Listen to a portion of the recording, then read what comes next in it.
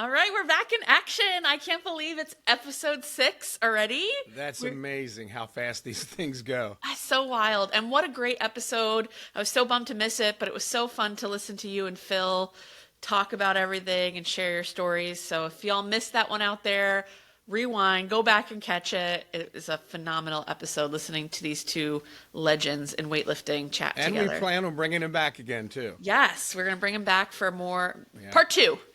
He has so much wisdom in that brain of his, I tell you. Not to mention in the body. He's had some experience, too. Stellar athlete, amazing coach, awesome person. Yep. It's good to have him on the show. Yeah, for sure. Keep good company, as you always say. Yeah, exactly. All right. So today, we're going to take a little bit of a different approach. We've been doing a lot of storytelling the first few episodes, sharing some of your experiences on your Olympic journey, all of that, how you got into weightlifting.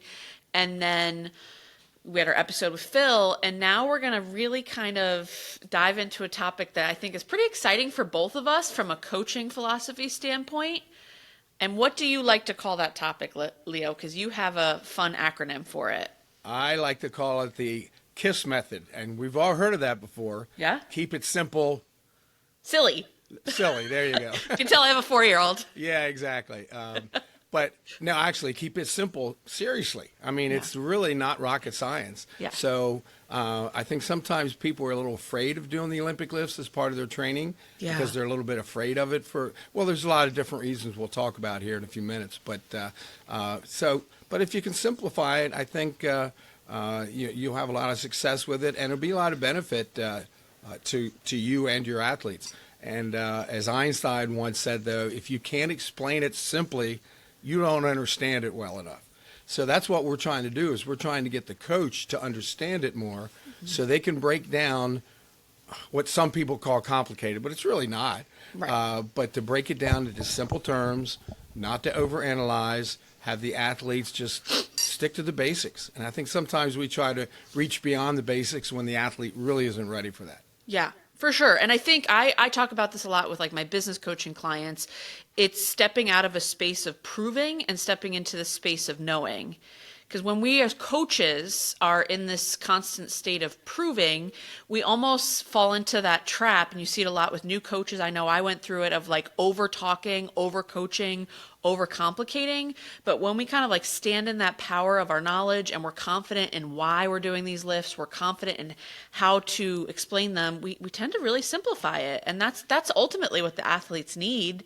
They don't need really complicated from us. They need, what do we always say? One cue at a time, right? One thing to focus on. Exactly. And that's one of the things, even when I teach the USAW Level 1 course. Yes. And we have the opportunity at the end of that course for them to actually teach those lifts, the progression of the lifts. And that's one of the things I tell them up front. I said, there's some things that you want to keep in mind. You want to try to keep it as the cues as simple as possible. You try to talk as little as possible. That's it. Because that's one of the things novice coaches will do. They'll just go on and on and on and on.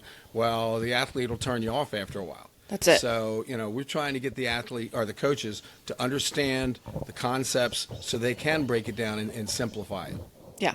Okay, well, let's step back here for a minute and just take a little bit of a big picture.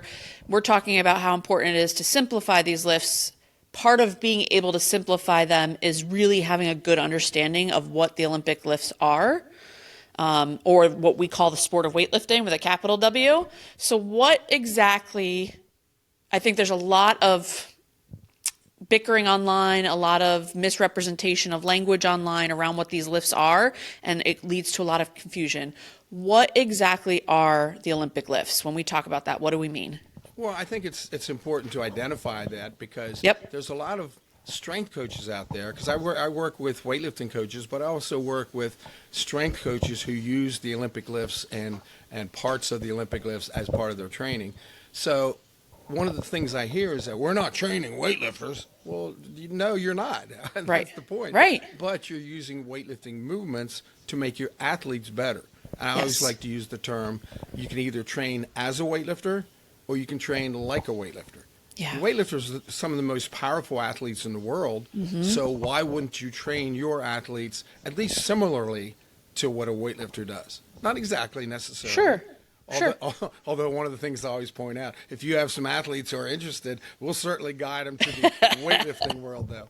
But no, seriously, that's one of the things that I hear from strength coaches a lot.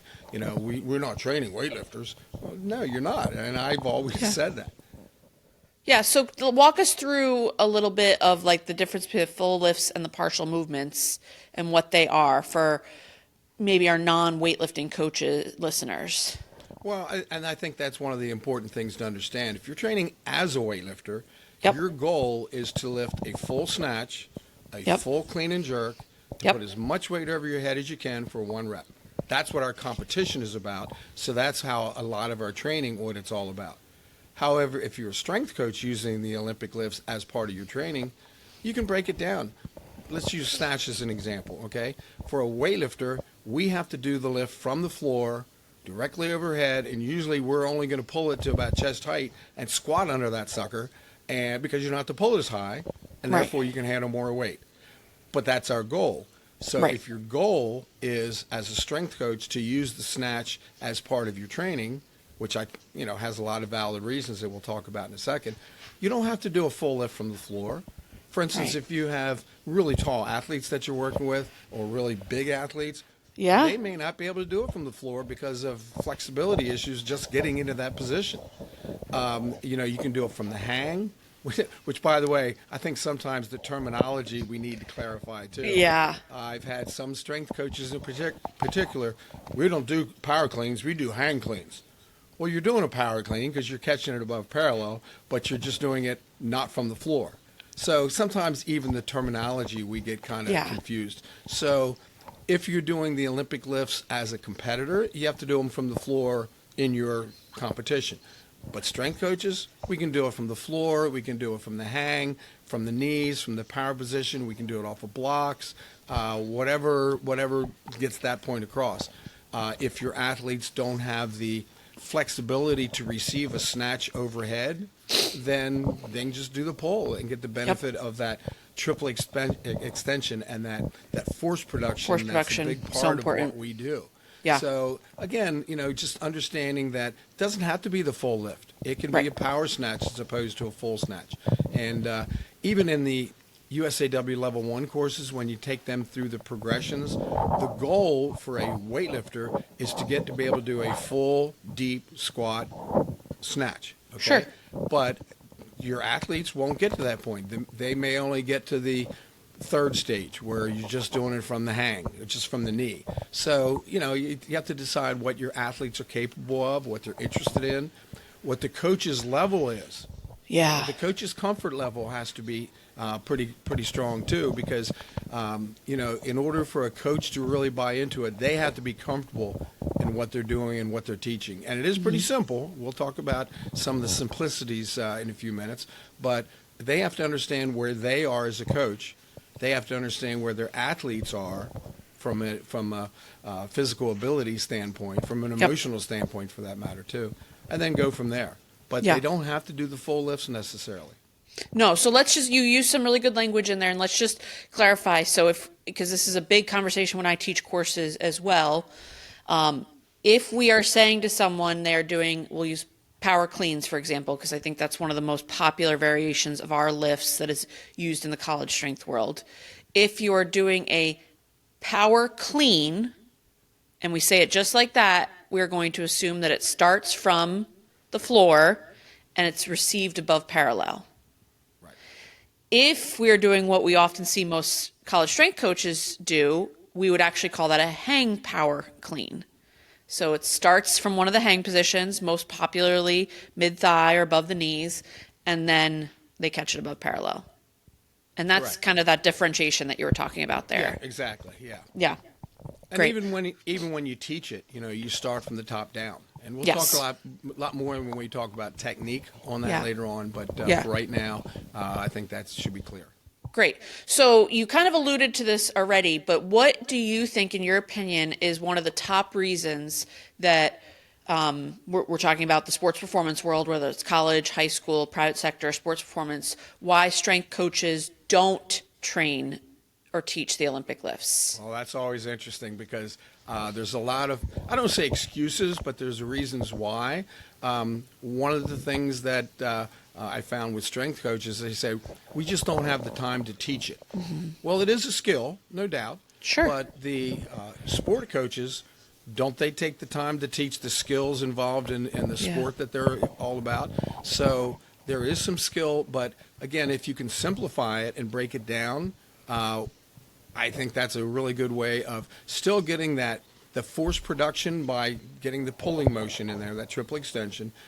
If they have the flexibility to receive the bar correctly, whether it's a clean or a snatch, now they get that force absorption. Again, this is part of what sport's all about. But getting back to why they don't do it is that they feel that, number one, it's too hard to teach, which is not. They don't have time to teach it, which if you could, there's a ton of ways of incorporating this into their training regimen to teach it along the way. Yeah. So it is very teachable, but that's some of the things they say.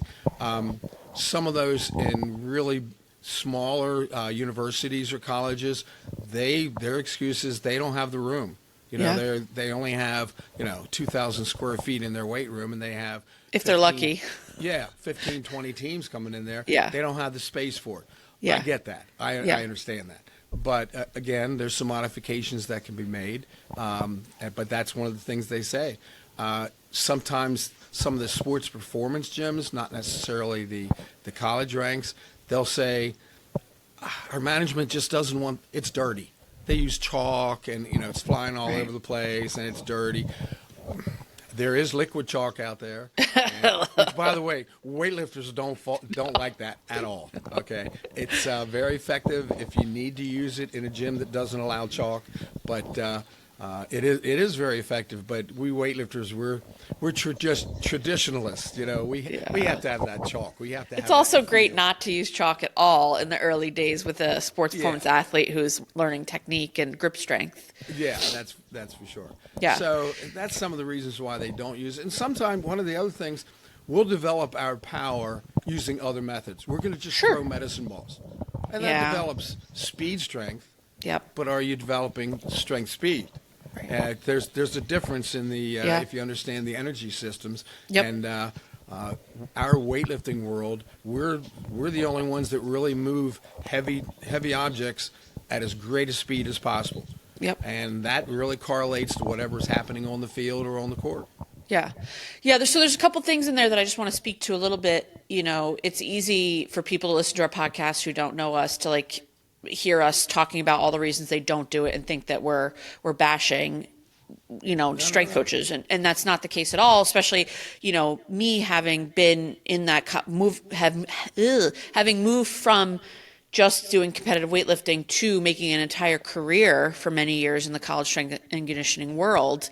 And I think the biggest takeaway that I want other college strength coaches to take is that we're playing the long game with using weightlifting in the weight room. So sure, maybe we only get them once a week during certain times of the year for 45 minutes, and it's not ideal.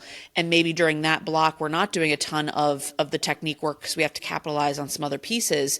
But if we're looking at our entire year with them, we really want to think about playing the long game so we can think about where they are first year to where they are their fourth year. And that's where the skill development and the technique development with weightlifting really can come into play and benefit you in the long run as a college strength coach when you trust that long game process. It's not I think that's a really good point. And we have to understand that obviously we're big proponents of Olympic lifting as part of the training regimen. Yeah. But we also understand that there are other ways of training, and if you have a lot of success using that, then by all means continue doing what you're doing. We're just saying Olympic lifting or segments of the lifts, yes, how you break it down, that can be a big part of your program, but it's just another tool in the toolbox, so to speak. Absolutely. What you're doing is absolutely good if it's working, and if you have testing measures to see that it is working, then by all means keep doing it, but this is just an adjunct to what you're doing. Love it. All right, so let's flip the coin and look at the other side. What are some of the reasons you've heard on why coaches do teach the Olympic lifts? Well, one of the things I always stress is that a good coach is a good teacher. Yeah. And that's one of the things that I think we try to get across here is that the movements are very teachable. We break it down. We make it as simple as possible. We make the progression as simple as possible. We try to correlate to what the athletes really need. And if you look at the qualities of a weightlifter and qualities that weightlifting produces, obviously power. Okay? I mean, Sure. we're talking about power, not only just powerlifting, the sport of powerlifting. I love that sport. It's a great sport. However, it shouldn't be called powerlifting. No. Okay? Because if you understand the word power, there's some speed involved there. If you see a heavy deadlift or a heavy bench press or a heavy squat, not a whole lot of speed involved. However, Right. if you watch a good snatch or a good clean, good jerk, that's power. And weightlifters have great vertical jumps. That's a great test of power. Sure. Anybody who's ever taken a course with me know that I always bring up my man Vasily Alexiev. Yeah. Alexiev was, if you're not familiar with the history of our sport, great big guy, 360 pounds, something like that, 2-time Olympic champion, I think 5 or 6-time world champion, pretty much dominated the heavyweight scene in the 70s and 80s. Supposedly, he had a 39-inch vertical jump. For 360 pounds, just think of how much power it takes to get that big body that high off the ground. That's it. I think a lot of NFL coaches would love to see their 360-pound lineman with that big of a vertical Right? jump, okay? So obviously power is the big thing. Yeah. But you have to have a strength base Yes. to develop that power. The Yes. same guy, Alexiev, squats 1,000 pounds. Right. You know, no big deal. No big deal. All right. But the point is that strength base is there, and that's what our sport really, we expect that. They have to be Sure. strong. We'll talk about some necessities of strength pretty shortly, but obviously the strength is in. One of the things that people don't realize, and I think a lot of sport coaches should kind of get this concept, is that if you train like a weightlifter, they found a lot of positive physiological effects for muscular endurance. Okay, Mm-hmm. Yeah. Things like training like a weightlifter, training anaerobically.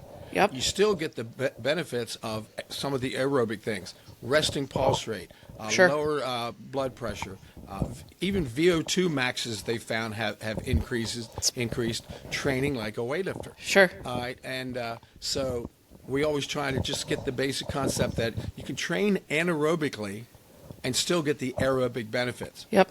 But if all you do is train aerobically, it actually hurts your anaerobic benefits. Yes. Okay? Yes. So training as a weightlifter, then you can be able to get the best of both worlds. You get Right. the strength and power, and you're still getting some cardio at the same time. Right. I know sometimes weightlifters say, well, I got to get more cardio in. I say, do you really? Yeah, Right. Yeah. You can maybe do a little bit extra, but don't go out and try to run 3 miles to warm up for your weightlifting workout. Yeah. It just works against each other. Right. Right. So, and then one of the bigger things that I think is important, because from an athletic standpoint, you got to have flexibility to get into the correct positions. Yeah. Well, if you've ever done any of the weightlifting movements, you'll see that flexibility, you can't do the movements if you don't have the right flexibility. Right. And that's one of the things we'll talk about, but that's one of the attributes of a weightlifter that they did a study, just a good example.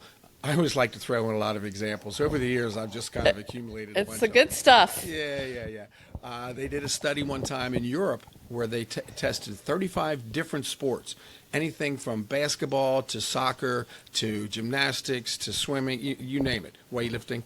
And what they did was, out of all 35 of their sports, they would test them in different physical characteristics. Right. Endurance, strength, power, flexibility.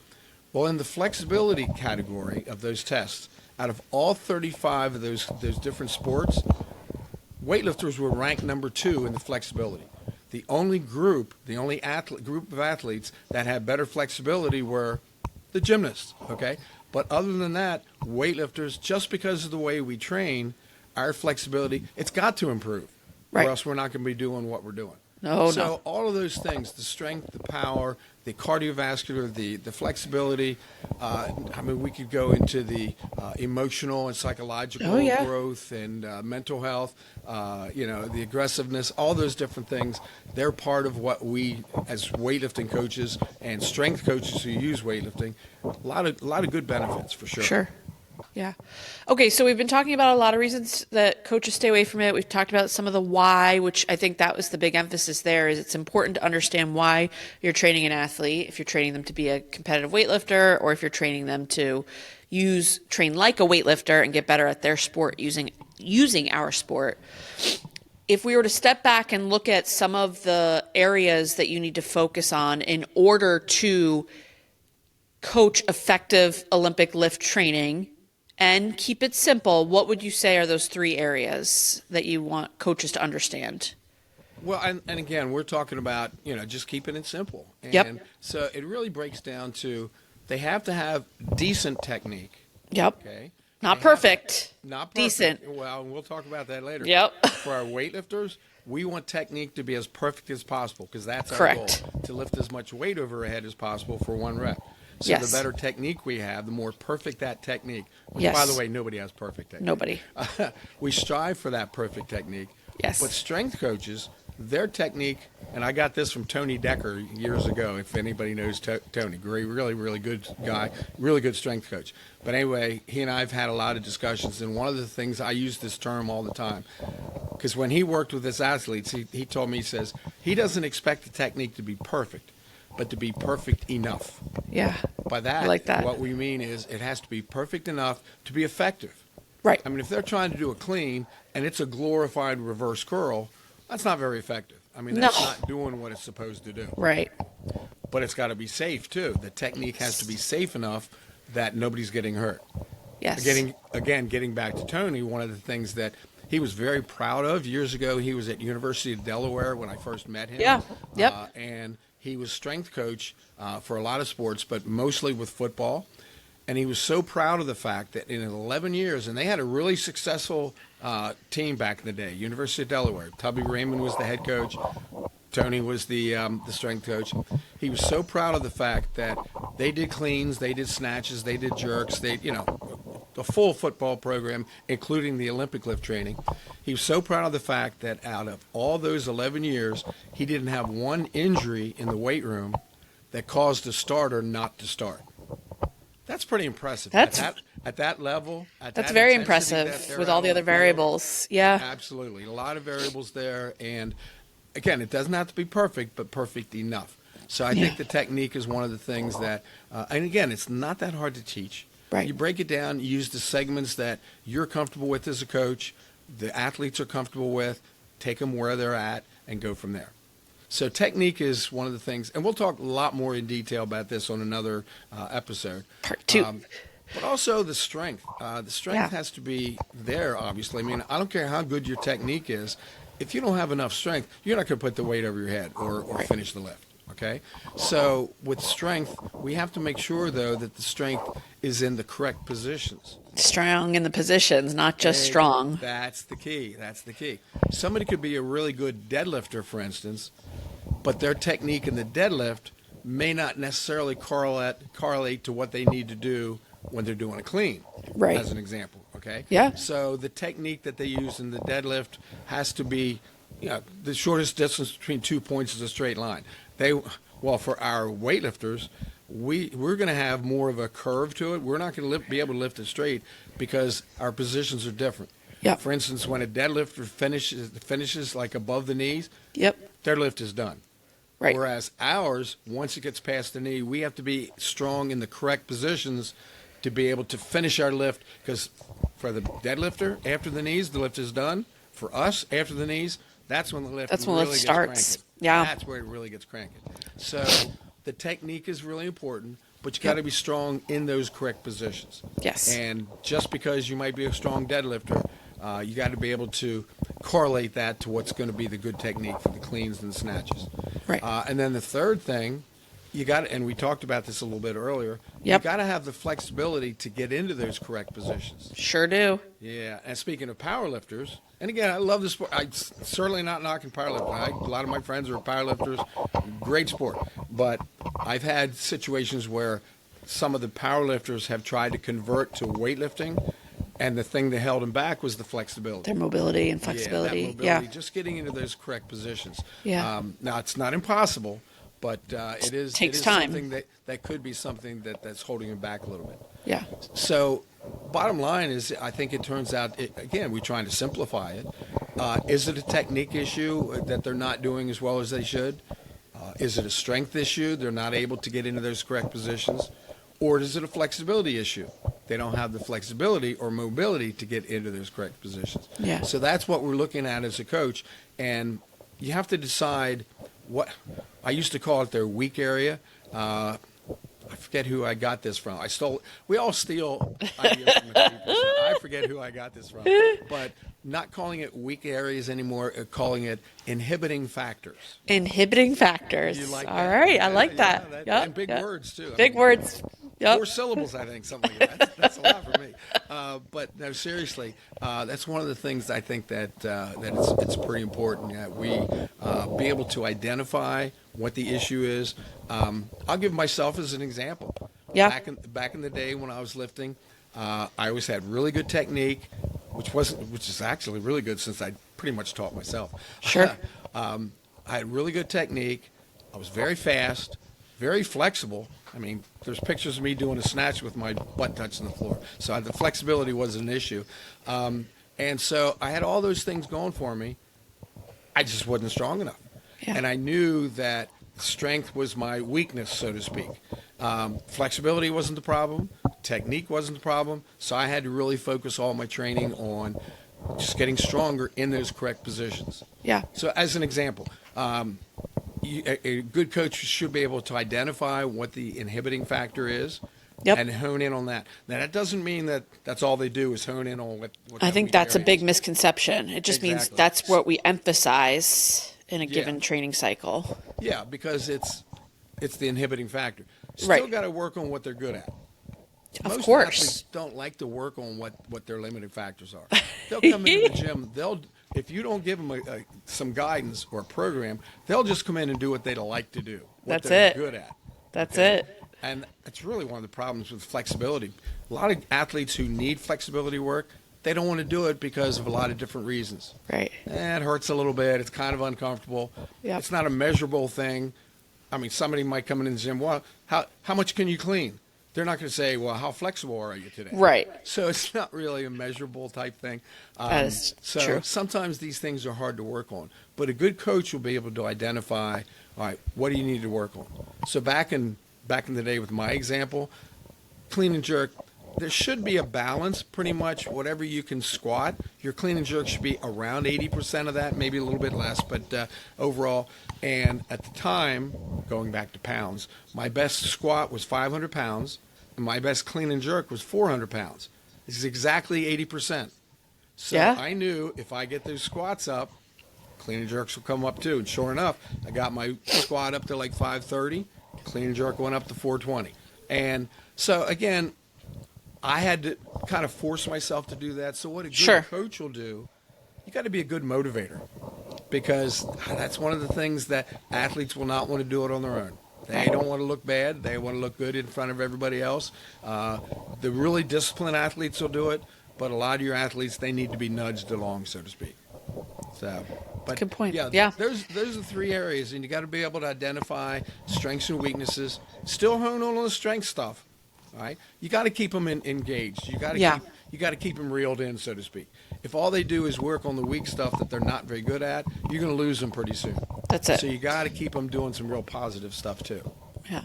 Okay, so those are kind of our 3 areas. And the cool part is we can talk on each of those areas for like hours. I was going to try to do it today. I know. And now we So could be what here we're for gonna hours. what we're gonna do is kind of use this episode as a little bit of like an overview, paint the big picture for you, prep everything, and then part 2, which will come out next month, is going to really be Leo and I breaking down each of those 3 areas and giving you tactical tools, language, tips on ways to focus in on technique, focus in on if strength is an issue, focus in on some flexibility stuff, so that as you are either working with your competitive weightlifters or you're working with your sport athletes, you can pull in and really figure out where these lifts live, what your why is for using them and when, and how you want to approach them. And it's going to, again, that's the challenge in our industry. It's going to look different in every situation, but really our goal is to give you really some applied tactical tools that you can walk away with after next month's episode to start sprinkling it in more and more strategically in your settings, knowing what some of your limiters are, like space and time and all of those things. Well, and that one of the things I do want to point out is that when we go over all these things in detail, what we found is that these things work, and we try to keep it as simple as possible. There's a lot of other coaching methodologies out there, a lot of other coaches that have different ways of saying things or different ways of approaching things. Yep. And that's fine. But what we're going to try to do is we're going to try to approach it and really simplify things that we have found really works for us over the years. That's it. I mean, yeah. I've been doing this for 50 years now.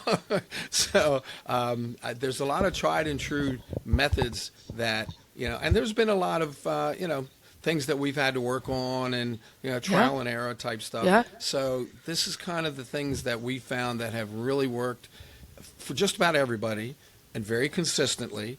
And that's really the bottom line. If you keep it as simple as possible, it's going to be a lot easier to keep that consistency. Yes. And consistency in everything. Translate it across different settings. The technique, the settings that we're talking about.